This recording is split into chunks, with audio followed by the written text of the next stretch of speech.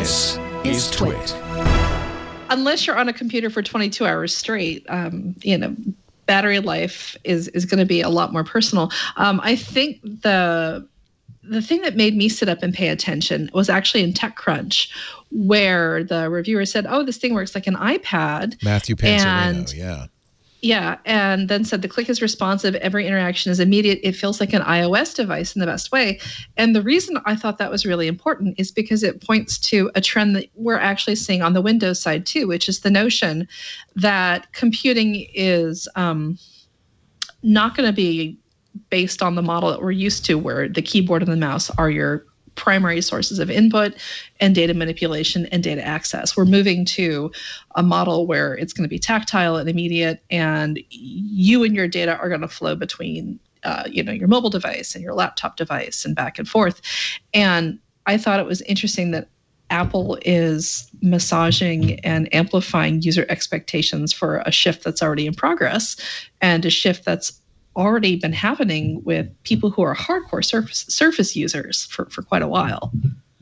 And there's also, it feels like to some degree Microsoft prepared for this in an interesting way, because starting next year, they're going to be selling a product where you're not even running Windows locally. You're running it in the cloud. Yeah, no, desktop as a service is a huge and growing market for enterprise folks. And it's gotten a real boost from, 2020, because when any enterprise is faced with having to support people virtually, instead of being able to just like walk over and see why somebody is hitting the restart button repeatedly and not getting to bring it up, DAAS, it's just, you can pop in, see what they're doing, reconfigure things, reboot it for them, get it going. And, Microsoft was... I guess the best way to put it is, Microsoft's like, yes, this is going to be a thing. Yes, they've already got a really strong cloud-based position, and they've seen phenomenal growth in their cloud-based services for the enterprise, like not just Azure. We're talking like Office 365 has been great for them too. And this is another logical outgrowth of that, where if I get can, a customer to pay for a service rather than a license. Yeah. If I can play Cyberpunk 2077 on an Android phone or a Chromebook, on Google Stadia, why the hell do I need to have Windows running on a machine? Yeah, exactly. Which, in some ways, it almost feels like Apple might have made a strategic mistake. They focused on making a more powerful desktop, while Microsoft focused on running wherever you are, right?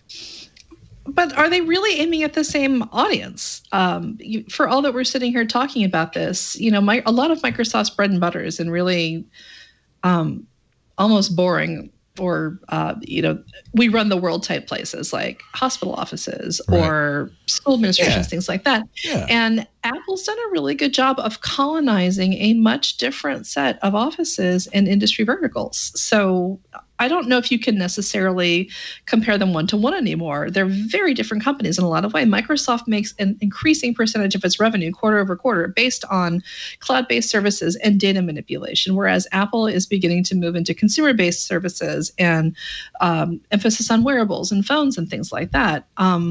So maybe you can't really do business parity, in my opinion. They're both part of like a personal computing ecosystem, but they have very different functions. I mean, it's the same thing. You can have, to use another metaphor, you can have like your KitchenAid mixer and you can have your coffee maker, and both of them can be beautifully designed and do what they're going to do, but you can't interchange them. You can't make coffee in a 5-quart mixer. Nobody says, gee, I wish I had a burr grinder in my KitchenAid. It's not, So maybe it's better to say, instead of an inflection point, where we're at a fork in the road, where computing is going to take two different directions. Is that a fair? Now, bear in mind, this is just a personal opinion, and this is also based on, watching trends in the enterprise and things like that. If you are an end user, you're probably going to conceive of computing as, this is the collection of data and experiences and apps that are in my personal cloud, and I access them through any one of a wide variety of hardware devices. For the companies, it's going to be a slightly different relationship, where they're like, these are going to be the services we offer, and these the devices and appliances we offer, and these are the configurations we offer. And you're not going to have people locked into different platforms. You're going to have them maybe locked into different services based on how easy it is to move their stuff around and access it. But if somebody's an Apple partisan, it's not, I only store things in iCloud. I never use Google Drive or Gmail. Like, that's just not how it works. No, it isn't. No, exactly. Yeah. And actually, Lory, it may not be a bad thing if I have an Apple computer as a consumer for my stuff that I'm doing locally and it's my product. There's been a lot of questions. Well, what about Boot Camp? Will I be able to run Windows on this? In fact, in the Ars Technica article, I think Craig Federighi said, that's up to Microsoft. They got to figure that out. It's not our job to get Windows running on our new Macintoshes. Maybe the answer is I don't run Windows on my Macintosh. I run Windows Virtual Desktop in a browser, and now I have everything I want. I have a cloud. I have Windows. I have a personal device that is aesthetic and beautiful and powerful. I get everything I want. Is that? I haven't used a virtual machine yet. I'm testing out the MacBook Pro right now, and one of the things I need to do is test out a virtual machine on it. But from what I understand, the issues with other Macs having a little bit of lag using virtual machines goes away completely with the M1 chip. Right. So, that's the pain point that people would say, well, that I use Boot Camp because I don't like the Mac operating system. I want the hardware that is the Mac, but I want the software that is Windows. And, let's see, maybe the virtual machine is the solution to that, at least temporarily, while Boot Camp is not, working for the M1 chip. Lisa, does Windows Virtual Desktop it runs in a browser, right? You would just or do you have a client app? How does that work?